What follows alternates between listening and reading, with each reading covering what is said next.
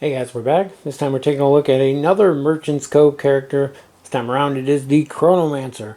They're based on Doc and Marty from Back to the Future, or Rick and Morty, who are based on them. However you want to look at it, but they're a time-traveling pair who are using this machine to go around and gather up artifacts to sell to the customers in Merchant's Cove. Inside here we get a close-up look at their board.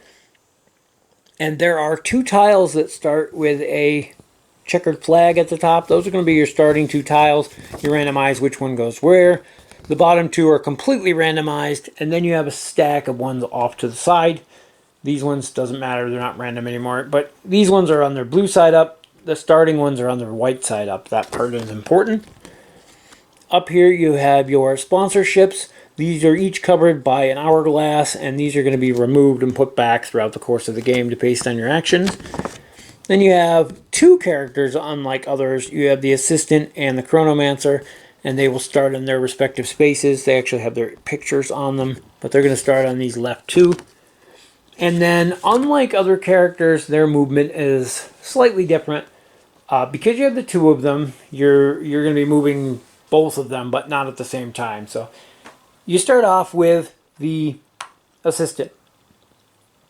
Now you can stop at any of these spaces. So you can stop here, here, here, or back around to the one with his space. You cannot stop on the one with the Chronomancer space.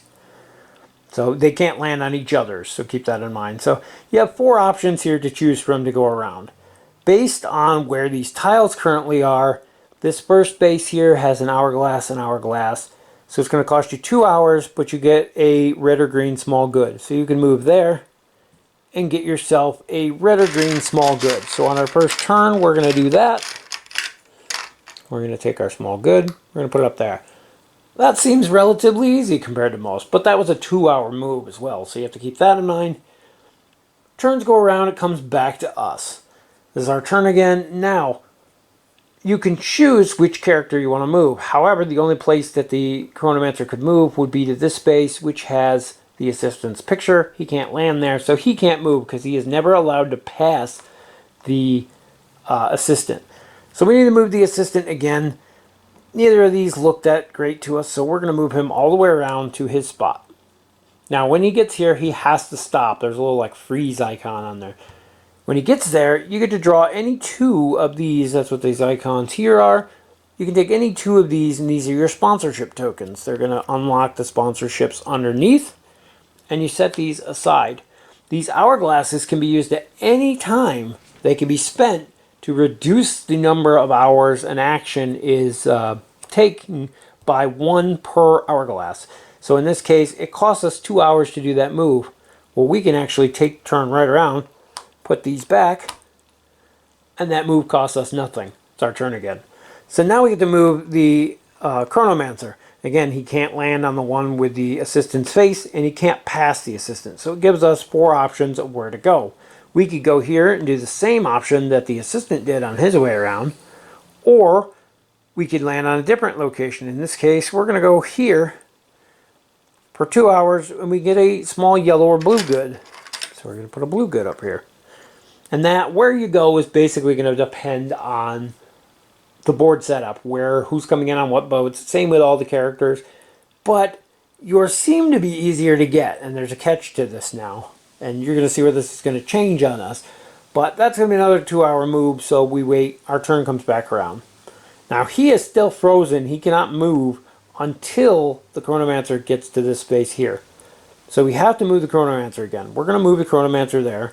It's a 1-hour move, but you see this up here, this little emblem. I don't know if you could read it on the camera. This one has a 1 on it. This one has a 2 on it. We're going to pick one of these tiles over here that we want. In this case, so it really, again, would depend on what's on the board. These have large goods on them. These are small goods or a sponsorship.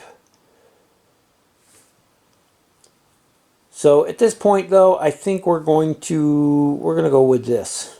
So we're going to take this one here, and we're going to put it in slot 2, because that's what it tells us up here is 2. Put it on there and slide this down.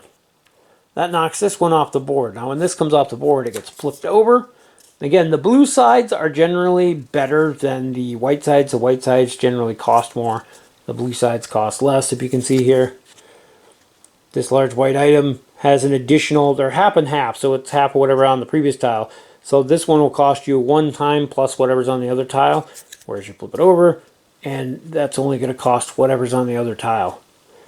On the flip side, this also adds a corruption and 1 time to whatever's on that side of it. So you have to keep that in mind, but I guess that's the same on both sides. But that will get flipped over and added to our pool over here. And that ends that turn. It's 1 hour, so we'll move and go around. When our turn comes around again, now the Chronomancer is locked here. He can't get past the assistant, so the assistant has to move now. And the only 2 set things that are on the board here are our hire villager and activate your staff. But this is going to keep going, and you're going to move around, and we have a chance now. Again, we could buy that blue and yellow item that we bought that was up here is now down here. However, it costs 2 hours and a corruption now because things have changed. But say we don't want either of those, we can move him all the way around to his other spot where he gets frozen again. We unlock 2 of these again, and we can repeat that process. We could spend these if we want. We could spend 1, put that back, and you can put it back on whatever one you want. And make that only a 1 hour action. Maybe that'll keep us in the back of the turn order, we get to go again. Or we can spend both, make it cost nothing, and then it still is our turn regardless. And this is how it's going to keep going until you get over to here again. Now we're going to do the same thing with row 1. So we're going to pick one of these that we want. Maybe it's this small yellow items, and we're going to put this. That slides down. This gets knocked off. This gets flipped over. And for the first couple turns, you're going to be flipping the original ones that you laid down. The 4 that you start with that are white will be flipping over to the blue side. Eventually, you're going to be starting pushing off blue ones that are going to be flipped back over to the white side. So you have to keep that in mind. But you always have available all 6 of the ones over here to swap in for the ones that are getting bumped out. And that's pretty much how your turn goes. And that was a 1 hour move, so we can spend our token here if we wanted to make that cost nothing. We get to go again. Things like that. You get a lot of manipulation with these tokens. However, come the market phase, you only score the sponsorships for the ones that are still uncovered. So if you keep spending these to keep reducing your time to go more often, you're not going to have these sponsorships. Now, on the first day, it's not a huge ordeal, but once you start getting guys piled up in the guild halls, those become more and more worth points. So it's something to keep in mind. Onto our staff board here, the Chronomancer has probably the most useful staff board, and it's very allows you to really swap things up however you want. So on the back of our book here, we get our list, and the first one is the Recombobulator. It allows you to exchange 1 relic on your shelf with a relic of a different color. So we could use that if we had a staff member there and say, this green relic that we got here that only cost us, a little bit to get, we can swap that for a yellow one, which is worth more. So we could actually move things up. Or, we have the blue and the yellow here, and we notice, hey, nobody's buying blue or yellow at the small dock, but we can swap one to a red or green. However you want to do it, you can swap things, swap one of your items with that. It's really nice. The next one we have is the Embiggener, which allows you to exchange a relic for an artifact of the same color. So it allows you to swap a small item for the large item of that same color. So we can swap our small blue for a large blue. Again, that depends on what's on the boats and where things are going, how you want to swap things up. The next one on here is the Fractor, and it kind of does the opposite. However, it takes an artifact from your shelf and breaks it down into 2 relics of the same color. So we got our blue here. We could break this back down into 2 small blues. So these can actually be used together in a combination. So you could swap any one small item to another small item. Sure. Then we can make that small item into a big item. And then we can take that big item and break it down into 2 small items. So it's a way of doing it. However, it is worth noting that the cost value of the large item is 8, and well, at least on those, and the small ones are 4. I think the other ones are 6 and 3. So you're not really making a profit on that as much as if there's 5 guys on the center dock looking for an item and you only have 1 small, you can take the small, make it into a big, break it back into a small, now you have 2 small, you're doubling your profits on that. Interesting combos, definitely a lot of strategy can go into that. The Chronomancer is probably the most complicated character to play in the starter set, and I don't think you have any way to get rid of corruption aside from the normal action here that everyone has.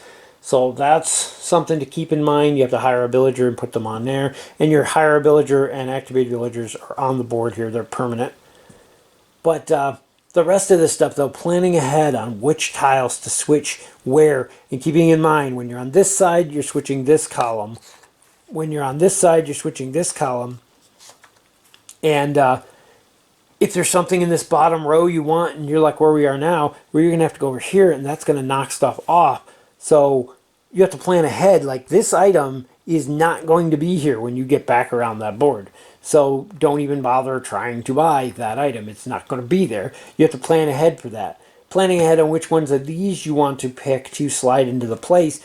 And again, as you get farther on, and these are starting to flip to the white sides over here, which aren't as good, it forces you to choose if you want some of the other ones in place. And then there's these ones here that offer, you could either get a small yellow good or a sponsorship. So you have to decide that. Can I sell that item for more than the sponsorship's worth? How do I want that to work out? And there's a lot of strategy involved in this character. I think it's possible to score incredibly well, and making use of the tokens you unlock to take extra turns can really allow you to set up for big combo turns where you get a lot of goods. In the end, though, it does come down to placement of tiles, what is where, what items can you get, and what the cost is. And sometimes it's going to cost you 2 hours to get a single small item, which is terrible by efficiency standards compared to the other characters. However, you could also get, in this case here, where, well, you can get a large yellow here now for 1 hour. That becomes incredibly good. So it's really setting the board up and then making the best use of it and making the best use of your time. So we can move here 1 hour, get a large good, and then we have to move him again. We move him over to here. We get the 2 hourglass tokens, spend the 2 hourglass tokens. That costs nothing. It's our turn again. We move him there for another hour. We can get a second.